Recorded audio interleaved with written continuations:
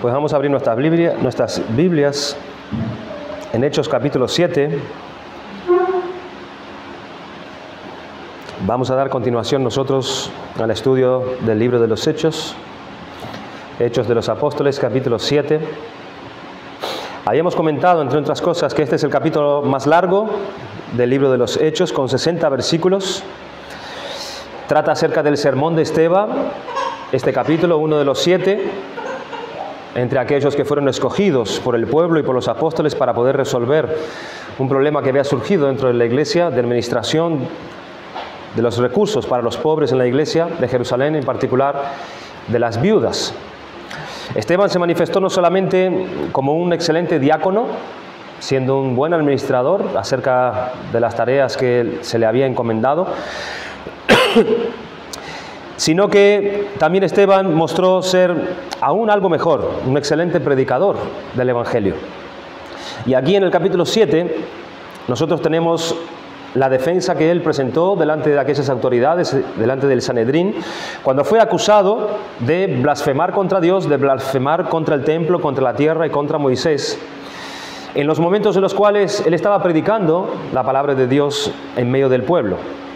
Nosotros ya vimos allí en el inicio de su primera defensa, desde los versículos 1 hasta el versículo 16, y ahora nosotros veremos la segunda parte de su defensa, que va desde el versículo 17 hasta el versículo 43. Y como este es un texto bastante largo, hermanos, vamos a ir considerando, vamos a ir viéndolo versículo a versículo, ¿vale?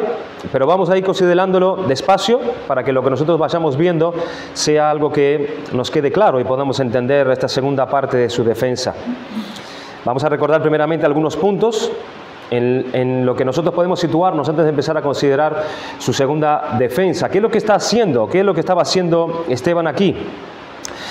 Como nosotros vimos en el mensaje anterior, la defensa que Esteban presenta ante aquellos que tenían acusación ante él, que es que él estaba blasfemando contra Dios, estaba blasfemando hacia Moisés, hacia la ley, hacia el templo. Aquella era una ofensa que la persona que se veía culpable de esto era castigada con la misma muerte, con la pena capital. Pero claro que los judíos en sí mismos, esos no podían aplicar la muerte en ese momento. ¿Por qué? Porque ellos eran un pueblo que estaba legislado por los romanos, estaban ellos siendo oprimidos y gobernados por los romanos, y ellos dependían entonces de los romanos para poder ejecutar la pena de muerte. Ellos no podían tomar, no tenían esa libertad como la tenían antes de estar legislado por los romanos. Ellos podían sentenciar, sí, y luego ir a pedir a los romanos para que se aplique esa sentencia, si en el caso que sea de muerte, al acusado. Pero no es lo que ellos hicieron con Esteban aquí, ¿verdad? Eso fue lo que hicieron ellos con Cristo. Ellos fueron delante de los romanos y pidieron delante de este, en el caso del gobernador Pilato, que Jesús sea entregado a la muerte. Pero no fue el caso de Esteban. Pero esto ya lo vamos a considerar, hermanos, un poco más adelante. ¿Por qué ellos hicieron esto? ¿Y cómo se atrevieron a hacer algo así, aún estando bajo los romanos?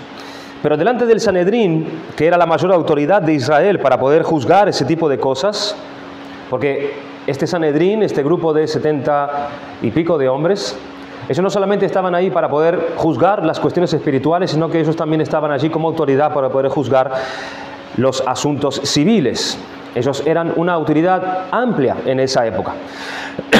Y delante del Sanedrín es que Esteban responde las acusaciones contra sí de una forma singular, como hemos comentado, porque lo que leemos aquí en el capítulo 7 no parece ser una defensa apropiada para alguien que va a ser juzgado o estaba siendo a punto de ser juzgado a la muerte, porque era suficiente decir sí o no, ¿verdad?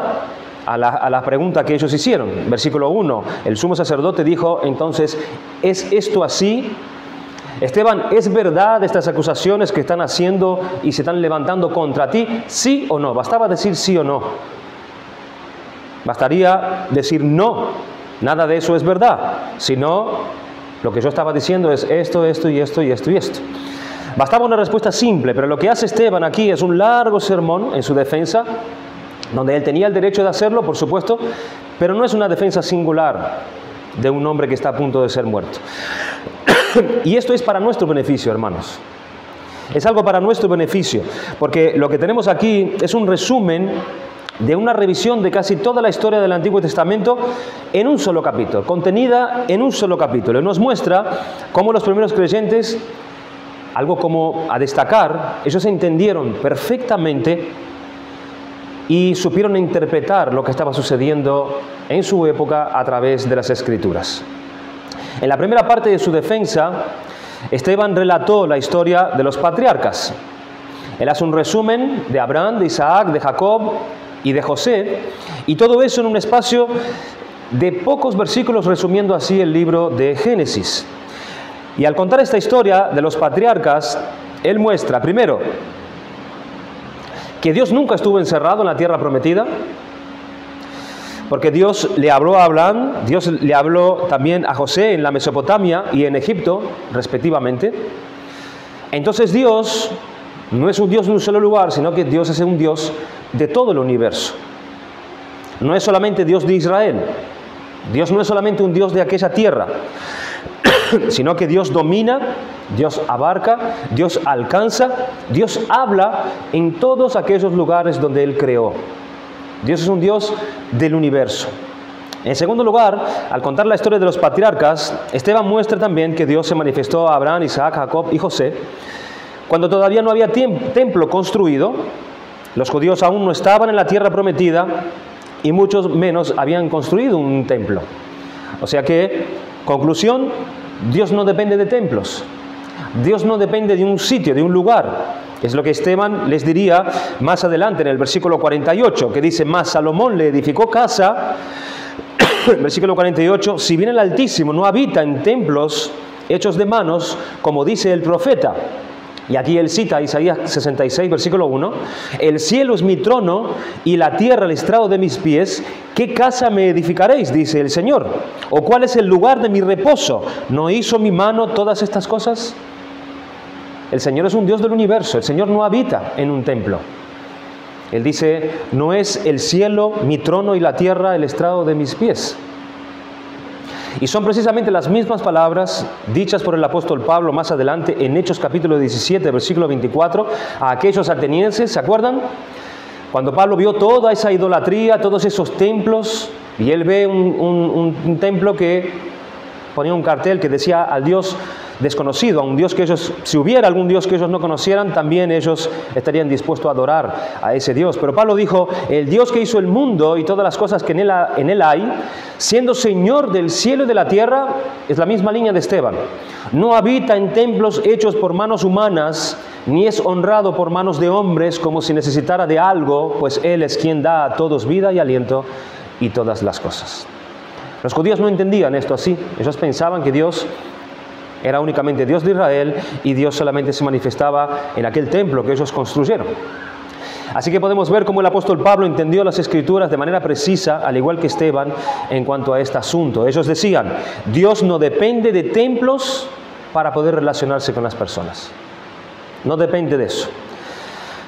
Así que, por tanto, el templo de Jerusalén era un lugar provisorio, era un lugar temporal. Él tenía un significado momentáneo, transitorio, que perduraría solo hasta su situación, hasta que su situación cambiara, ¿sí?, por algo definitivo, apuntando así a los tiempos del Mesías.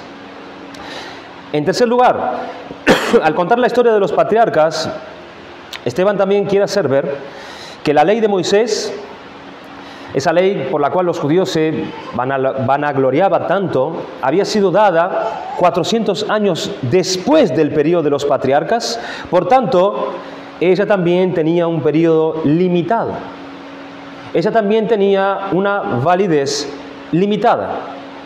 Y al mencionar esto, hermanos, es necesario aclarar, ¿sí?, que cuando nos estamos refiriendo al decir que la ley tenía un periodo limitado, nos estamos refiriendo, por supuesto, a las leyes ceremoniales y civiles, las leyes llamadas legislaciones mosaicas, Pero de ningún modo nos estamos refiriendo a que es la ley moral de Dios la que pasó. La ley moral de Dios que estaba limitada. De ningún modo estamos refiriéndonos a los 10 mandamientos, porque la ley moral de Dios ya existía desde antes de Moisés y por supuesto continuó existiendo también después de Moisés. Así que la ley moral de Dios no fue afectada en absoluto por la venida del Señor Jesucristo. En absoluto, nunca fue, sino que la ley que fue afectada con la venida de Cristo fueron las leyes ceremoniales y civiles, es decir, la legislación mosaica, que es aquella legislación acerca del culto, acerca de las ofrendas, los holocaustos, el sacerdocio, las vestimentas y las leyes civiles que fue dada a Israel como nación. Esta legislación mosaica, esta ley era resumida en 3 cosas. Era resumida en la circuncisión, en la dieta y en el calendario. Ella fue dada después del pacto de Dios con Abraham, así que ella es provisoria, ella es temporal. En cuarto lugar, al contar Esteban la historia de los patriarcas, él también quiere mostrar que los hijos de Jacob también rechazaron a José y lo vendieron a Egipto. Ese mismo José que Dios había escogido para ser el libertador y proveedor del pueblo. Y aquí Esteban establece un patrón. Él va a decir lo siguiente: toda vez que Dios levanta a una persona para bendecir a ustedes, ustedes rechazan y desprecian a estas personas. Ustedes hicieron eso con José.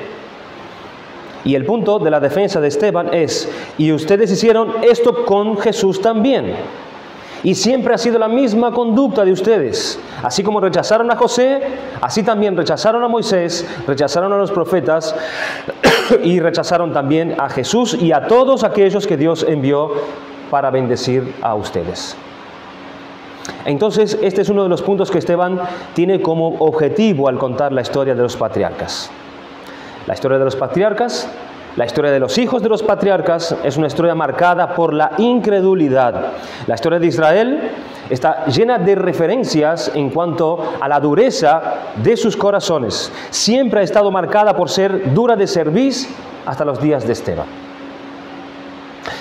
Ahora entra Esteban en la segunda parte de su defensa y lo que hace ahora es un resumen histórico, pero acerca de la vida de Moisés. En la primera parte, él resume el libro de Génesis. Ahora él va a resumir en pocos versículos Éxodo, Levítico, Números y Deuteronomio, contando así la historia de Moisés. Él resume casi todo el Pentateuco aquí en estos versículos que vamos a considerar en esta mañana. Moisés es un legislador en donde Dios lo usó para poder traer al pueblo la ley de Dios, a la nación de Israel, considerado después de Abraham por el pueblo de Israel la figura más importante del judaísmo. ¿En referencia a qué? En referencia a la vida práctica y doctrina de los descendientes de Abraham. Por tanto, la vida de Moisés es importante para ellos y encaja perfectamente en lo que Esteban estaba haciendo aquí para poder presentar su defensa. ¿Qué es lo que Esteban está haciendo aquí? Lo que está haciendo Esteban aquí es que él continúa en su propósito de recapitular los principios, aquellos principales acontecimientos, lo que sucedió en esos tiempos de la vida de Moisés, y él va a introducir algunas observaciones de la vida de Moisés, algunas conclusiones también, e incluso él va a aplicar de manera interpretativa lo que estaba sucediendo en los días de él, con lo que él va a hablar de Moisés. El propósito de Esteban, como ya hemos dicho, es mostrar cómo Israel fue incrédulo, cómo Israel fue rebelde, cómo Israel fue endurecido con el propio Moisés y con la propia ley dada por Dios a través de Moisés. Y Esteban continúa estableciendo el mismo patrón. Es el mismo patrón. Ustedes son un pueblo rebelde que rechaza a todos los que Dios envía para salvarlos a ustedes. Y es por ese mismo motivo que ustedes me están rechazando a mí aquí y ahora. Y es por ese mismo motivo que también ustedes rechazaron a Jesús, al Jesús que yo predico. Esa es su defensa.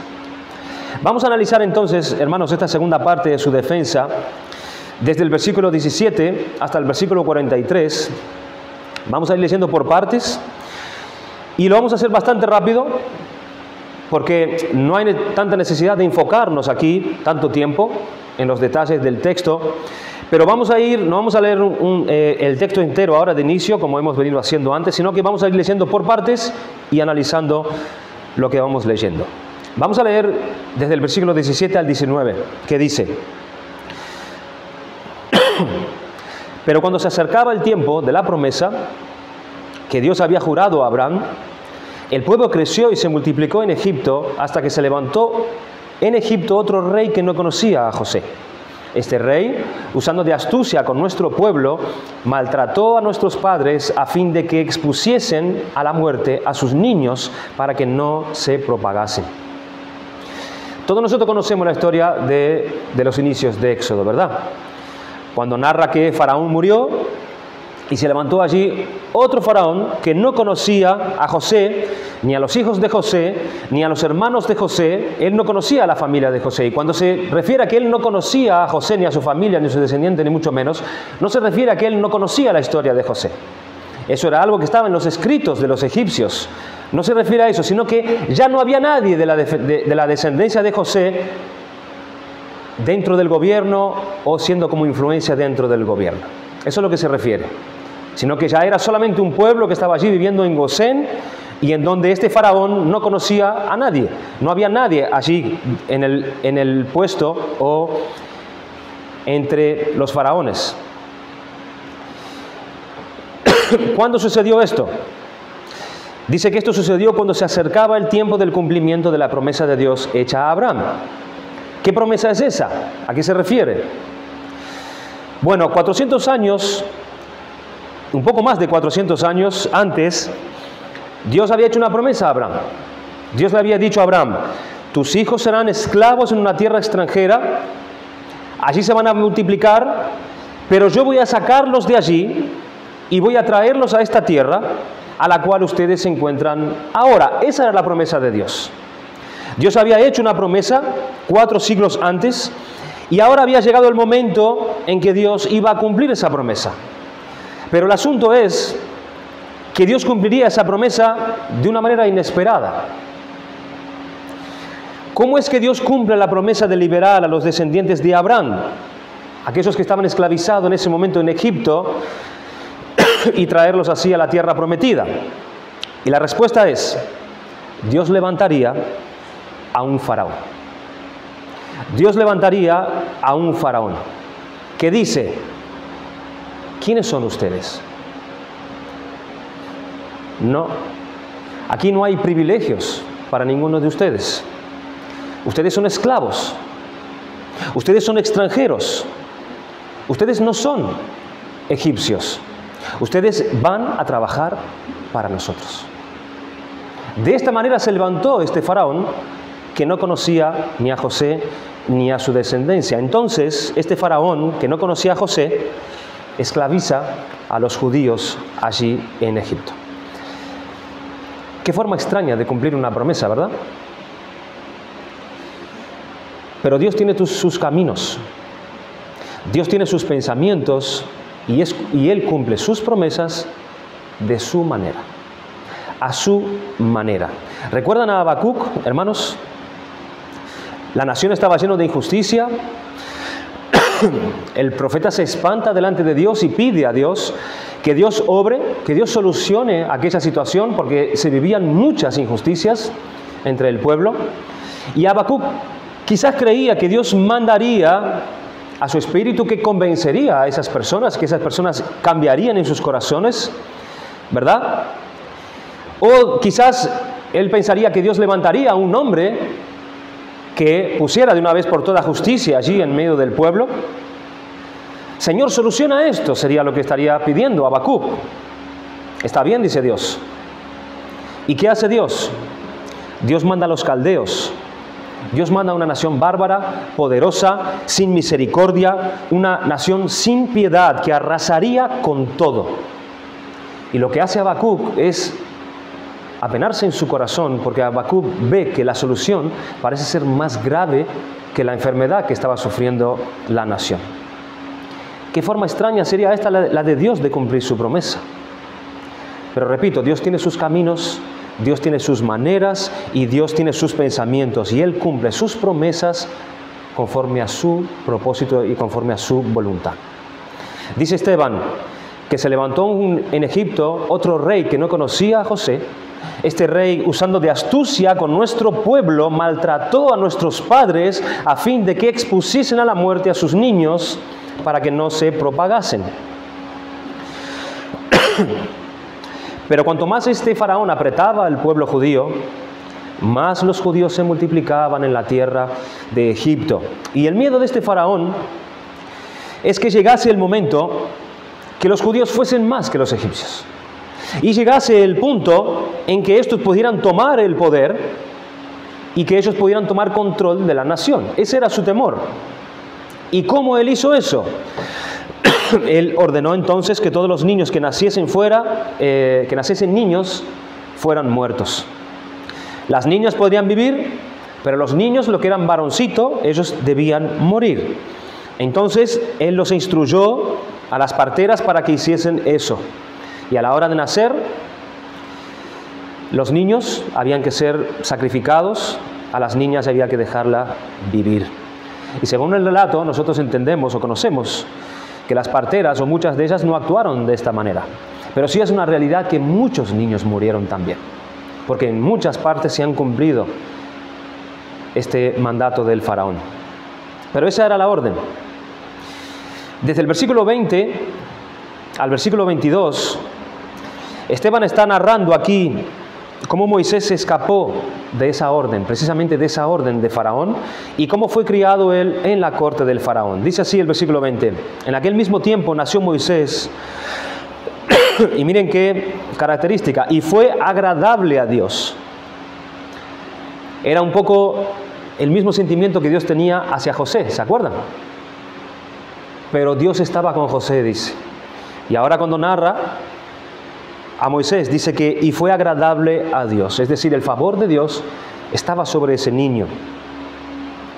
Y fue criado 3 meses en casa de su padre, pero siendo expuesto a la muerte, la hija de Faraón le recogió y le crió como a hijo suyo.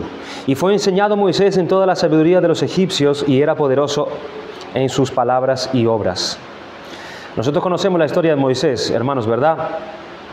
Su madre lo esconde a él hasta cuanto pudo esconderlo. Imagínense, el niño ya lloraría, ya se daría evidencia que allí había un varón nacido. Ella lo coloca en una cesta, lo echa al río Nilo, y por coincidencia, entre comillas, la hija del faraón estaba allí bañándose en el río. Ella ve esa cesta y dentro, he aquí un niño, y resuelve criarlo entonces como si fuese su propio hijo. ¿Y quién cuidaría del niño? Ella misma. Por coincidencia, nuevamente, pudiéramos decir, la hermana de Moisés, que estaba allí escondida esperando a ver qué es lo que acontecía con el niño, ella le dice: yo te puedo conseguir una nodriza para cuidar al niño. Y llamó entonces a la madre de José para poder cuidar a José. Entonces Moisés es criado en el palacio, y es criado en 2 culturas. Él fue instruido en la religión hebraica por parte de su madre, ¿verdad? Y fue también, como dice el texto, enseñado Moisés en toda la sabiduría de los egipcios. Egipto era un pueblo que tenía un tremendo conocimiento. Era un pueblo que tenía la última tecnología. Era un pueblo extremadamente avanzado para aquella época. Y era un pueblo que conocía las artes, era un pueblo que conocía la astrología, era un pueblo que conocía la astronomía. Y de todo eso Moisés aprendió, fue enseñado y fue criado. Moisés era realmente una persona educada. Él no era un simple ganadero, no era un simple criador de ovejas o de cabras, hermanos, que Dios levantó allá en el pie del monte Sinaí, no. Moisés era una persona extremadamente culta y educada, preparada. ¿Qué tipo de persona tenía que estar preparada, hermanos, para poder escribir un libro como Génesis, como Éxodo, como Levítico, como Números y como Deuteronomio? Y causar la impresión que causó en todo el mundo de su época y aún en los tiempos de hoy también. Y según Esteban, Moisés era poderoso en sus palabras y obras. Luego Esteban dice que Moisés fue rechazado por sus hermanos cuando él estaba todavía ya en Egipto, cuando intentó salvarlos de la esclavitud por primera vez, porque él intentó esto 2 veces, pero él tuvo que salir huyendo. Dice el versículo 23 hasta el 29, cuando hubo cumplido la edad de 40 años, le vino al corazón el visitar a sus hermanos, los hijos de Israel, y al ver a uno que era maltratado, lo defendió. Aquí el que estaba siendo maltratado era un hebreo y estaba siendo maltratado en manos de un egipcio. E hiriendo al egipcio, vengó al oprimido. Pero él pensaba que sus hermanos comprendían que Dios les daría libertad por mano suya, mas ellos no lo habían entendido así. Y al día siguiente se presentó a uno de ellos que reñían y los ponía en paz, diciendo: varones, hermanos sois, ¿por qué os maltratáis el uno al otro? Entonces el que maltrataba a su prójimo le rechazó, diciendo: ¿quién te ha puesto por gobernador y juez sobre nosotros? ¿Quieres tú matarme como mataste ayer al egipcio? Al oír esta palabra, Moisés huyó y vivió como extranjero en tierra de Madián, donde engendró 2 hijos. Lo que Esteban está diciendo aquí es lo siguiente. Cuando Moisés cumplió 40 años de edad, él era hijo de la hija de Faraón. Pero Moisés sabía en ese tiempo que él era adoptado. Él sabía que no era hijo legítimo de esa mujer. Él sabía que era descendiente de ese pueblo hebreo. Y él tuvo la idea de visitar a su pueblo que vivía en la tierra de Gosén, que era una tierra o una región que estaba en el norte de Egipto. Ustedes se acuerdan cuando en el tiempo de José, cuando José manda a traer a su padre y a todos los que estaban con su padre, en ese momento se les daba una tierra a los hebreos, en esta tierra, la tierra de Gosén, donde Moisés fue a visitar allí a su pueblo. En Génesis 47, 27 dice que los israelitas se asentaron en Egipto, en la región de Gosén, allí adquirieron propiedades, fueron fecundados y llegaron a ser muy numerosos. Moisés decide entonces ir a Gosén a visitar a su pueblo, y cuando él llega, él ve a un egipcio maltratando a uno de sus hermanos hebreos. Entonces él decide enfrentar allí al egipcio y defender al hebreo hasta llegar al punto de matar al egipcio. Y Moisés probablemente en ese momento él pensó 2 cosas. Primero, que había llegado la hora. Había llegado la hora. Moisés fue instruido por su madre. Él conocía las promesas de Dios, él la conocía bien. Vio que quizás él era la persona apropiada para hacer aquello que Dios había prometido, es decir, ir a libertar al pueblo y llevarlo a la tierra prometida. Quizás él pensó que había llegado esa hora. Y en su corazón, él tuvo esa idea y actuó. Dice el versículo 24, y al ver a uno que era maltratado, lo defendió, e hiriendo al egipcio, vengó al oprimido. Dice el versículo 25, pero él pensaba que sus hermanos comprendían que Dios le daría libertad por mano suya. Él pensaba que era el momento, que él era la persona. Pero dice que ellos no lo habían entendido así. ¿Por qué ellos no lo habían entendido así? Porque no era la hora de Dios. No era la hora de Dios, no era el momento de Dios. No era el momento preciso donde Dios iba a cumplir esa promesa. Era la hora que Moisés creía, pero no la hora de Dios. Y muchas veces, hermanos, en nuestra vida pasa esto también. Nosotros decimos, es la hora. Es por aquí. Todo está apuntando que es aquello, que es ahora el momento de yo hacer tal cosa o tomar tal decisión. Todas las señales proceden y concuerdan con esta hora. Pero resulta que no es la hora de Dios todavía. Pero todo parecía que sí. Todo señalaba que sí. Pero no era la obra de Dios. Así que los hermanos hebreos de Moisés no entendieron esto así. Al mismo día siguiente, dice el texto, Moisés regresa a la tierra de Gosén otra vez y encuentra a 2 hebreos peleándose. Y él intercede como pacificador, como redentor, como salvador, y les pregunta: ¿por qué os maltratáis el uno al otro? Y uno de ellos dijo: ¿quién te ha puesto por gobernante y juez sobre nosotros? Es decir, ellos no lo reconocieron a él de ninguna manera, sino que lo rechazaron de manera completa. ¿Quieres tú matarme como mataste ayer al egipcio? Y Moisés, al ver que esto ya se estaba propagando y ya se estaba yendo a oído de muchos, Moisés dice: al oír esta palabra, Moisés huyó y vivió como extranjero en tierra de Madián, donde engendró 2 hijos. Lo que quiere mostrar Esteban aquí es que Moisés sería aquel que Dios habría de enviar para salvar a su pueblo de Egipto, pero desde el comienzo en el que él se presenta, él ya comienza a sufrir el rechazo, comienza a sufrir la acusación de parte de sus hermanos hebreos. Exactamente de la misma manera como los hermanos de José le envidiaron a José, lo detestaron por causa de su proximidad con su padre Jacob, y de la misma manera estos no quisieron saber nada de Moisés. Otro punto de Esteban ya quiere demostrar que esto ya desde el principio ya se manifestaba en el pueblo, ya había un rechazo hacia Moisés. Otro punto de Esteban es que aunque Moisés haya sido rechazado por sus hermanos para no ser libertador de ellos en aquella hora, y aunque él haya huido allí a la tierra de Madián, Dios aparece a Moisés en el monte Sinaí y le ordena ahora que vuelva a libertar a su pueblo. En el versículo 30 dice: pasados 40 años, hermanos, 40 años han pasado desde este episodio. Desde que Moisés huye de Egipto hasta que Dios lo llama a libertar a su pueblo, pasaron 40 años. 40 años. Moisés ahora tiene 80 años. Así que Dios estuvo preparando a Moisés a lo largo de 40 años. Se dice rápido, ¿verdad?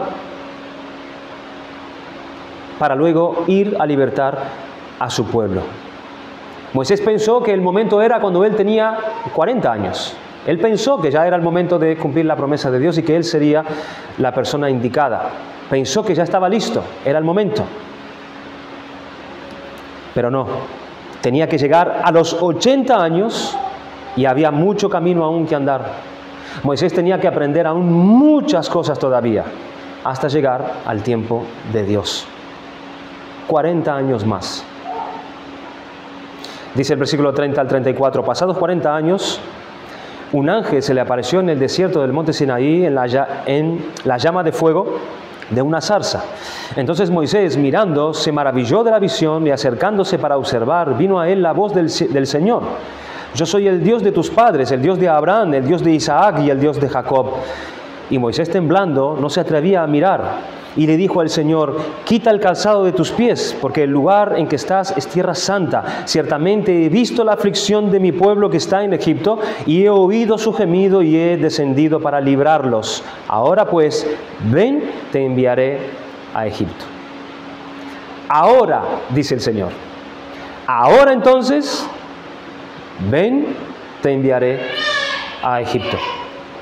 Esteban estaba entonces resumiendo aquí el momento en el que Dios se aparece a Moisés, donde Dios se revela a sí mismo, Dios se revela su nombre, dando a entender que todo estaba listo para que su pueblo sea libertado.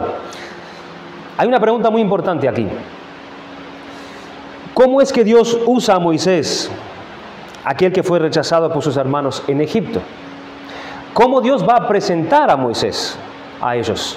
¿Qué es lo que va a hacer Esteban aquí? Esto es importante, hermanos, porque a partir de ahora Esteban va a interpretar los hechos que él viene narrando.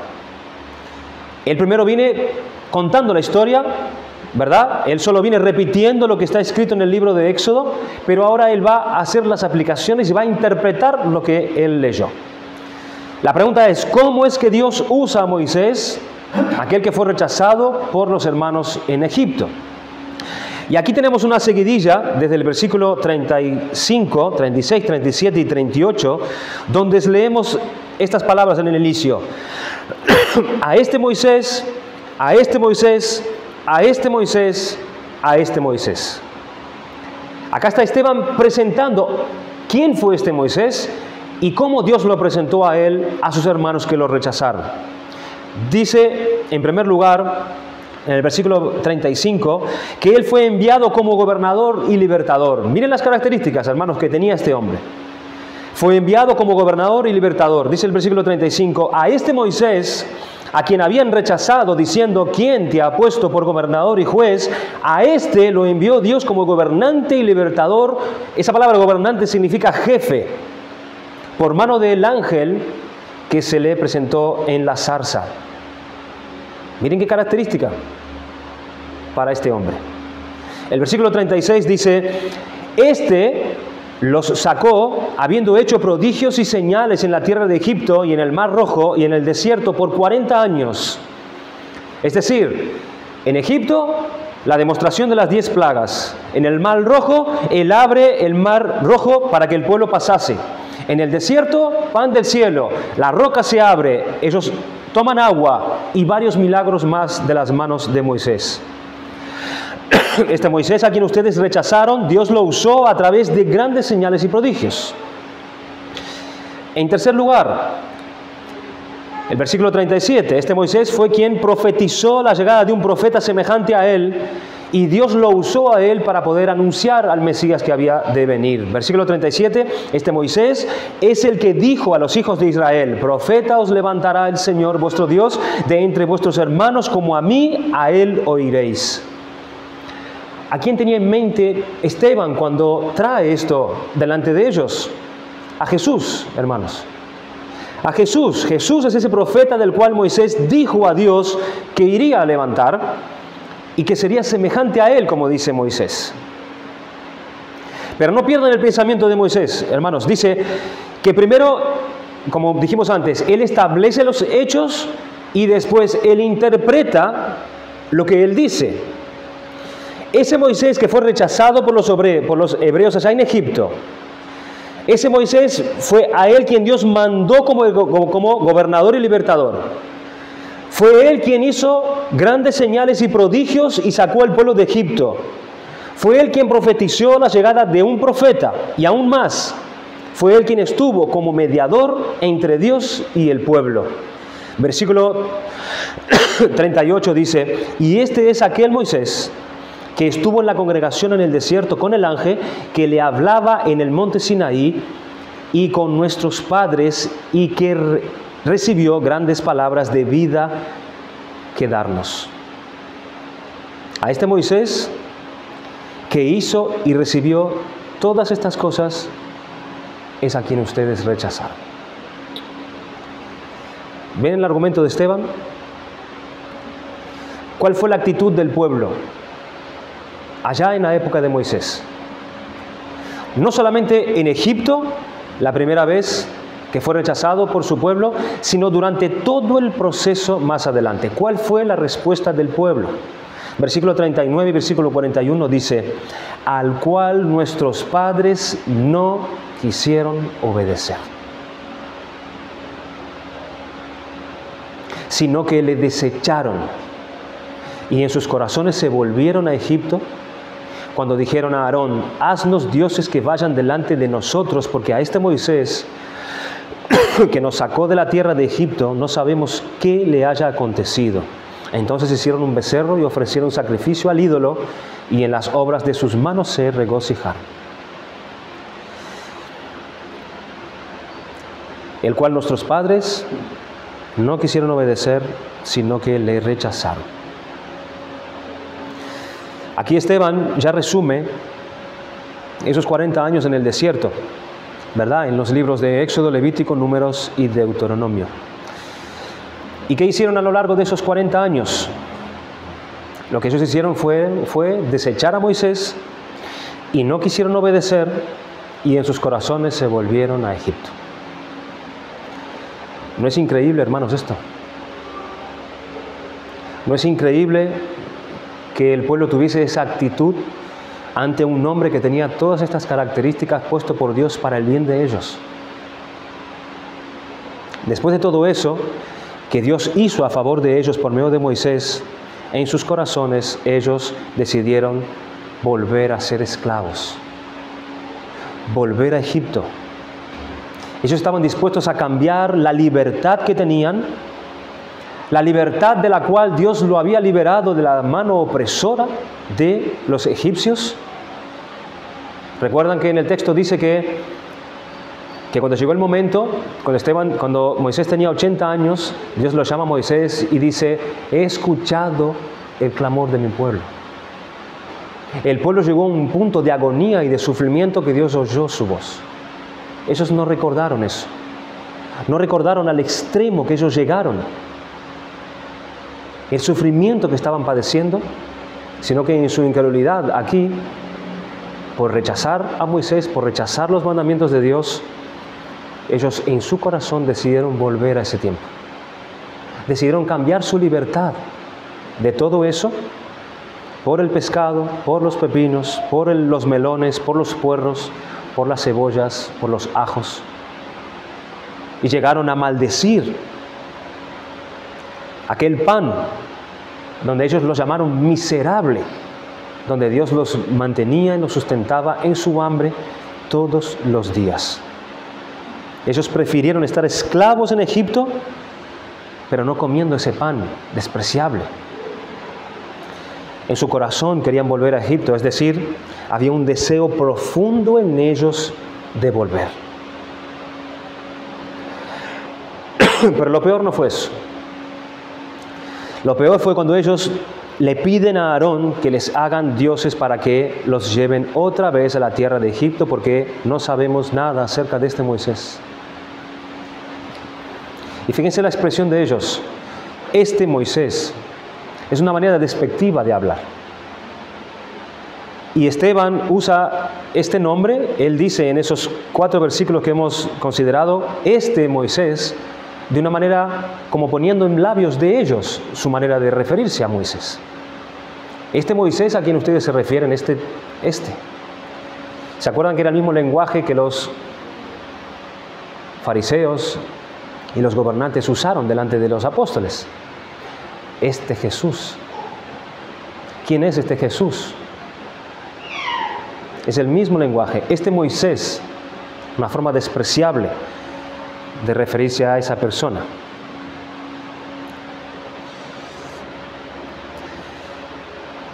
Dice el versículo 41, entonces hicieron un becerro y ofrecieron sacrificio al ídolo, en las obras de sus manos se regocijaron. Esteban les está diciendo: miren qué clase de nación son ustedes. Miren lo que ustedes hicieron con Moisés. Miren lo que ustedes hicieron con el siervo de Dios, que Dios envió para liberar a ustedes. Ustedes rechazaron a Dios. Ustedes rechazaron a sus enviados. Ustedes volvieron a Egipto en sus corazones. Ustedes no obedecieron las leyes de Dios que fue dada de parte de Dios por medio de Moisés. Ustedes practicaron la idolatría. ¿Y qué fue lo que Dios hizo con ustedes? ¿Cuál fue la reacción de Dios siempre con ustedes? Dice el versículo 42, y Dios se apartó. Ese es el peor castigo que puede recibir un hombre en su vida. Que Dios se aparte de él. Que Dios lo abandone. Que Dios lo entregue. Dice el versículo, y Dios se apartó y los entregó a que rindiesen culto al ejército del cielo, como está escrito en el libro de los profetas. Y aquí Esteban va a citar al profeta Amós en el capítulo 5. ¿Acaso me ofrecisteis víctimas y sacrificios en el desierto por 40 años, casa de Israel? Antes bien llevasteis el tabernáculo de Moloc y la estrella de vuestro dios Renfam, figuras que os hicisteis para adorarlas, os transportaré pues más allá de Babilonia, dice el Señor. Esteban les está diciendo, ¿por qué Dios mandó a vuestros padres al cautiverio en Babilonia? ¿Por qué los asirios primeramente llevaron al reino del norte en esclavitud? ¿Por qué vino Nabucodonosor 120 años después y llevó entonces al pueblo del sur, en cautiverio en la segunda deportación? ¿Por qué Dios llevó a nuestros padres al exilio? ¿Por qué? La respuesta es, porque durante toda la historia de Israel ustedes siempre fueron idólatras. Ustedes siempre rechazaron a Dios, por eso Dios los entregó a ustedes en sus idolatrías. Las idolatrías de sus corazones. Hermanos, esto es serio. Esta actitud de Dios para con ellos es seria. Que un hombre caiga en este estado es algo serio. Dice el versículo 42, y Dios se apartó y los entregó a que rindiesen culto al ejército del cielo, es decir, para que adorasen a las estrellas, a los astros, las cosas que veían sus ojos. Cuando Dios está trabajando en el corazón de una persona, Dios llega al punto de quizás venir y mostrar la verdad a esa persona. Y Dios viene e ilumina a esa persona y esa persona puede comprender y entender su verdad. Ella recibe luz de parte de Dios.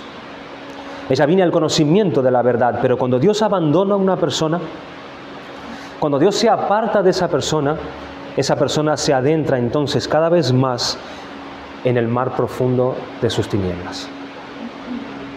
Dios viene y revela una y otra vez.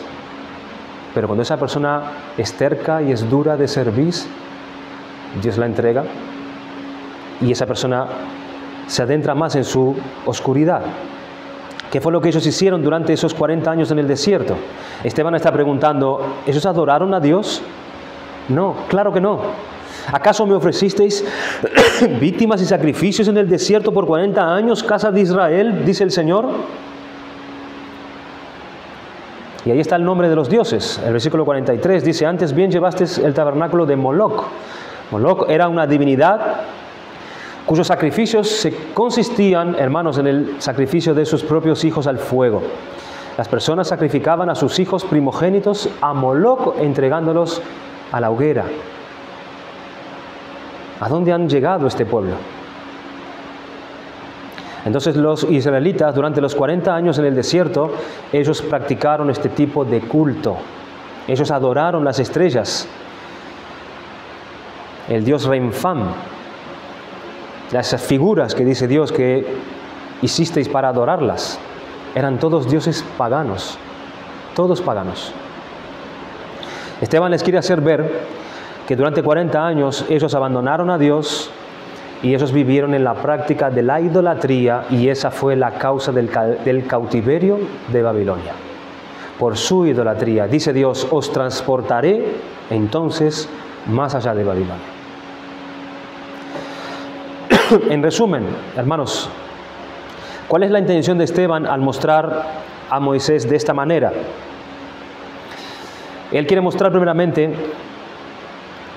que Dios libertó a su pueblo e hizo alianza con él cuando aún no había templo, cuando aún ni había recibido ellos la tierra prometida, es decir, Dios hizo un pacto con el pueblo a través de Moisés en la época de Moisés.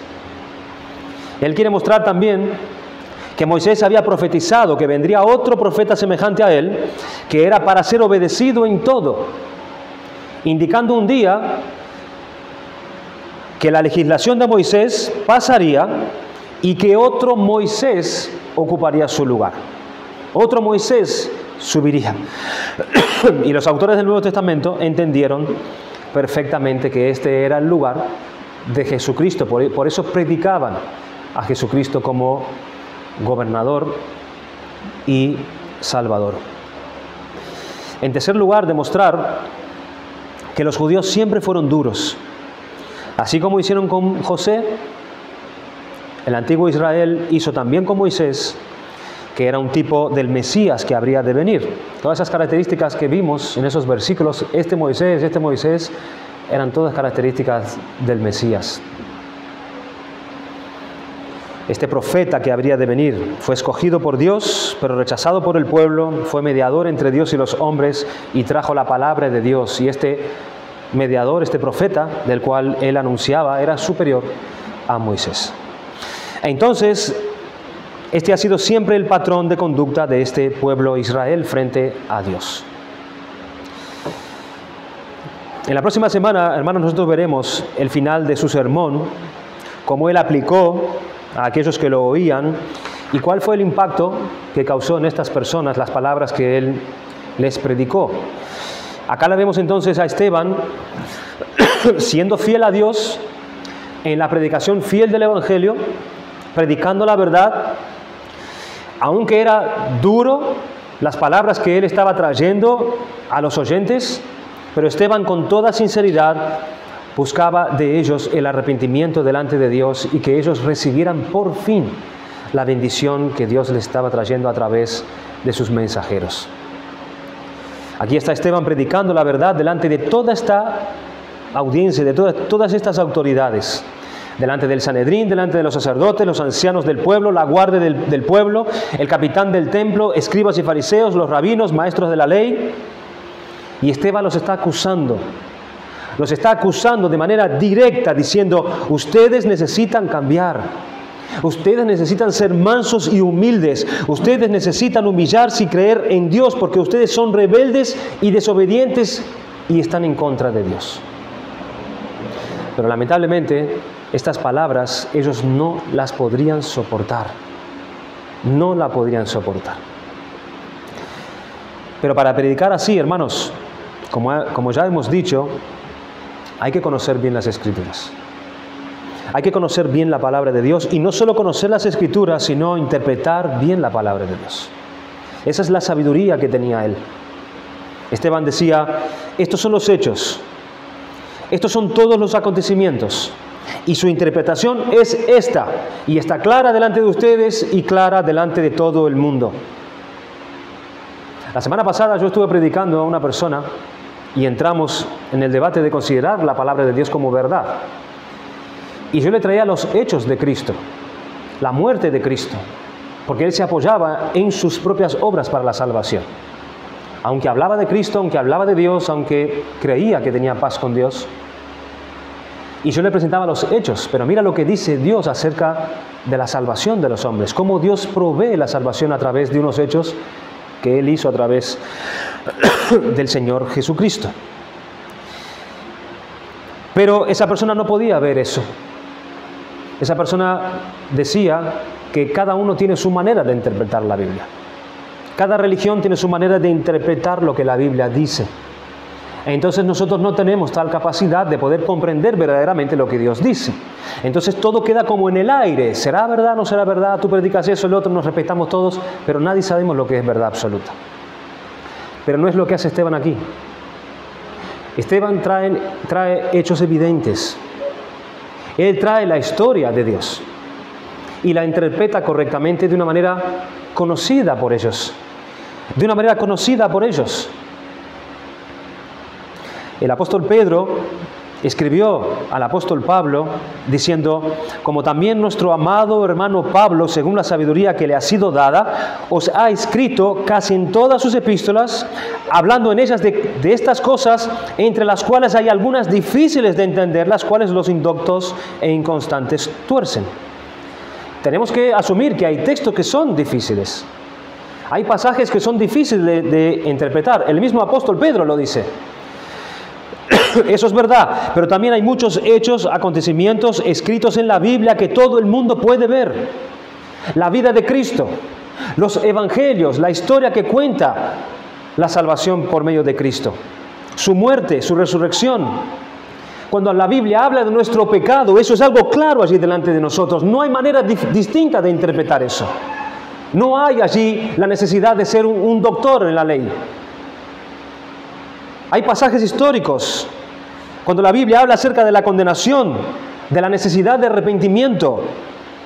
Cuando la Biblia habla de la vida eterna, del infierno, cuando Dios habla de su carácter, eso es algo que todos podemos entender. No hay manera distinta de interpretar eso. Lo puede entender hasta un niño, y la Biblia nos habla de hechos que están ahí delante de todo el mundo, que es imposible entenderlos de otra manera. Pero el problema no se trata de entendimiento. El problema no se trata de entenderlos o no entenderlos. El problema es la dureza del corazón. El problema es nuestra incredulidad, que no podemos creer en esos hechos. Es nuestra enemistad con Dios. Y no queremos recibir a Cristo porque amamos más nuestra vida de pecado que a Dios.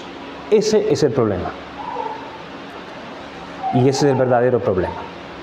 Y aquí vemos a Esteban exponiendo las Escrituras, exponiendo los hechos y dando el significado de los hechos. Así que es importante conocer las Escrituras y es importante interpretar, hermanos, su significado. Este evangelio tan sencillo de predicar y de explicar a los perdidos. Y es más, aquí no había nada nuevo a estas personas. Ellos conocían todo esto, pero no lo querían ver, no lo querían ver, sino que rechinaban en sus dientes al ver y al recibir la acusación real de Esteban hacia ellos. Por último, la idolatría del corazón humano, aún delante de las señales, aún delante de los prodigios de Dios, es algo verdadero. ¿Qué más le falta a Dios para poder demostrar que Él es Dios? ¿Qué más hace falta?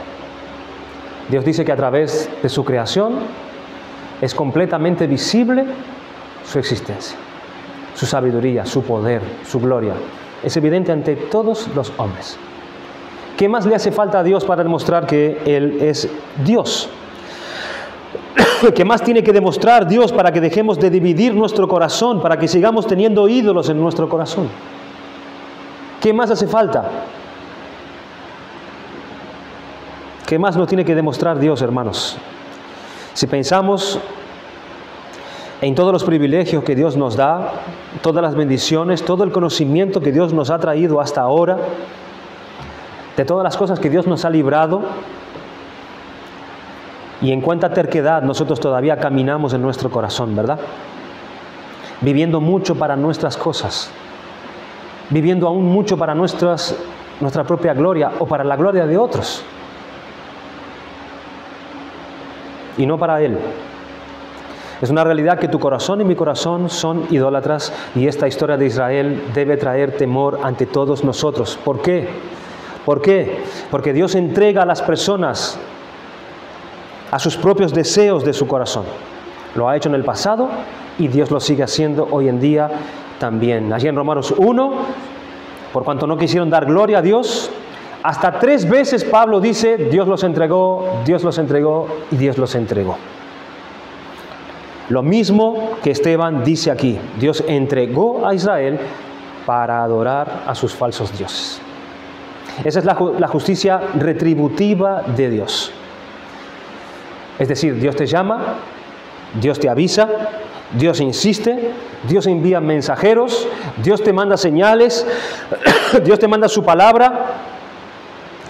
Pero si es eso lo que tú quieres, si ese es el camino que tú quieres seguir, entonces Dios te conforma a tus propios deseos y te entrega.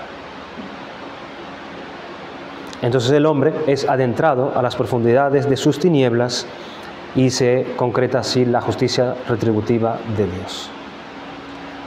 ¿No quieres oír? Más endurecimiento, más ceguera, más tiniebla, más incredulidad, más lejos. Dice en Hebreos capítulo 3, versículo 12, mirad, hermanos, que no haya en ninguno de vosotros corazón malo de incredulidad para apartarse del Dios vivo. Así que, hermanos, examinemos nuestro corazón para detectar aquellos ídolos que están allí, que nos alejan de Dios, que nos apartan de Dios, para que sea Dios y solamente Dios a quien nosotros sirvamos y obedezcamos. Que el Señor bendiga su palabra. Vamos a dar gracias al Señor.